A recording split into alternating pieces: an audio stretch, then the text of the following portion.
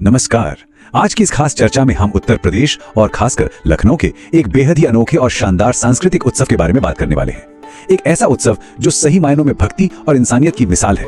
तो चलिए बिना किसी देरी के इस दिलचस्प सफर पर निकलते हैं और देखते हैं कि आखिर इस परंपरा में ऐसा क्या है जो इसे इतना खास बनाता है।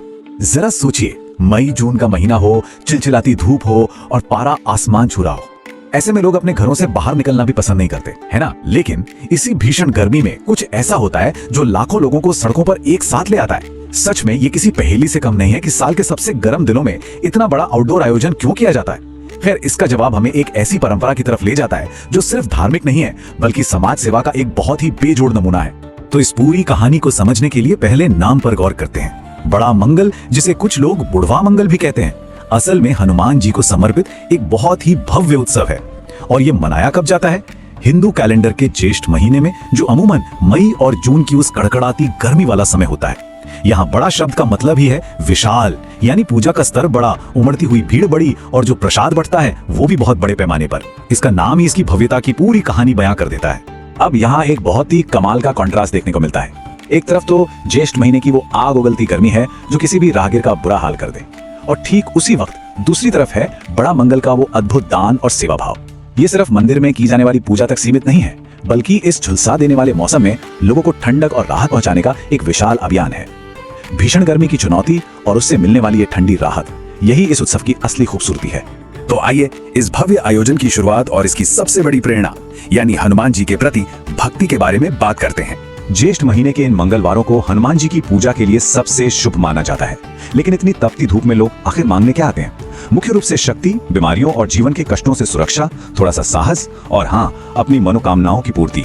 बस इसी अटूट विश्वास का जादू है कि इतनी भयानक गर्मी भी लोगों के कदमों को नहीं रोक पाती। इसी भक्ति के चलते लखनऊ के मशहूर हनुमान सेतु मंदिर और अन्य जगहों पर भक्तों का ऐसा जनसैलाब उमड़ता है जो देखते ही बनता है। चलिए अब इस कहानी के एक और बेहद दिलचस्प मोड़ की तरफ चलते हैं, जिसका सीधा कनेक्शन अवध के नवाबों से है। इतिहास का ये पन्ना सच में हैरान करने वाला है। जरा सोचिए, अवध के नवाब जो एक अलग धर्म को मानते थे, उनके ही दौर में बड़ा मंगल एक आम पूजा से बढ़कर लखनऊ का एक प्रमुख सार्वजनिक उत्सव बन गया। ये कोई मामूली बात नहीं थी। ये सांप्रदायिक सौहार्द यानी कम्युनल हार्मनी की एक ऐसी जी जागती मिसाल बन गया जिसने धर्म की सारी दीवारें गिरा दी। ये सदियों पुरानी वो एकता है जिसकी महक आज भी लखनऊ की फिजाओं में साफ महसूस की जा सकती है। और ये एकता सिर्फ कागजों पर नहीं थी। अलग अलग बैकग्राउंड्स, अलग अलग धर्मों के लोग बिल्कुल एक होकर काम करते थे। चाहे उत्सव की तैयारियां करनी हो, राहगीरों को खाना खिलाना हो या फिर प्यासों को पानी पिलाना हो, हर कोई कंधे से कंधा मिलाकर आगे आता था। लोगों के साझा प्रयास ने शहर में भाईचारे की एक ऐसी मजबूत नींव रखी जो आज भी कायम है। मतलब जब पूरा समुदाय एक हो जाए तो एक त्योहार सिर्फ रस्म नहीं रह जाता, वो लोगों को जोड़ने का एक बहुत बड़ा जरिया बन जाता है। इतिहास और धर्म की इन बातों के बाद अब आते हैं इस उत्सव के उस हिस्से पर जो इसे सबसे ज्यादा खास बनाता है, यानी गर्मियों में किया जाने वाला दान और निस्वार्थ सेवा। तो जमीन पर असल में होता क्या है, इसे ऐसे समझिए। गर्मी से बेहाल लोगों को राहत देने के लिए पूरे शहर में एक के बाद एक स्टॉल सज जाते हैं।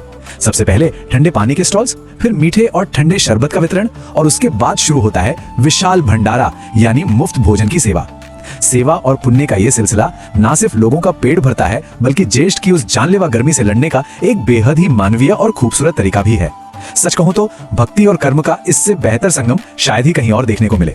इस पूरे आयोजन की जो असली भावना है उसे आप इन चंद शब्दों में महसूस कर सकते हैं। यात्रियों के लिए शीतल पेय। सुनने में ये बहुत ही साधारण सी बात लगती है ना? लेकिन इसका असर बहुत गहरा है। ये सीधा उन आम लोगों और राहगीरों की हिफाजत से जुड़ा है जो उस चिलचिलाती और जानलेवा धूप में सफर करने को मजबूर हैं। उस वक्त एक गिलास ठंडा शरबत किसी जादू से कम नहीं लगता। ये छोटे छोटे काम ही तो हैं जो असल में सबसे बड़े पुण्य कहलाते हैं। तो इन सभी बातों, भक्ति, इतिहास और सेवा को अगर हम एक साथ जोड़ें तो उभर कर सामने आती है लखनऊ की असली भावना। अगर हम इस पूरे उत्सव को एक तस्वीर की तरह देखें तो बड़ा मंगल मुख्य रूप से 3 मजबूत पिलर्स पर टिका है। पहला है धर्म, यानी हनुमान जी की वो असीम भक्ति।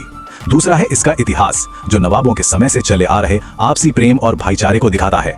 और तीसरा सबसे अहम पिलर है कर्म, यानी तपती गर्मियों में लोगों की निस्वार्थ सेवा।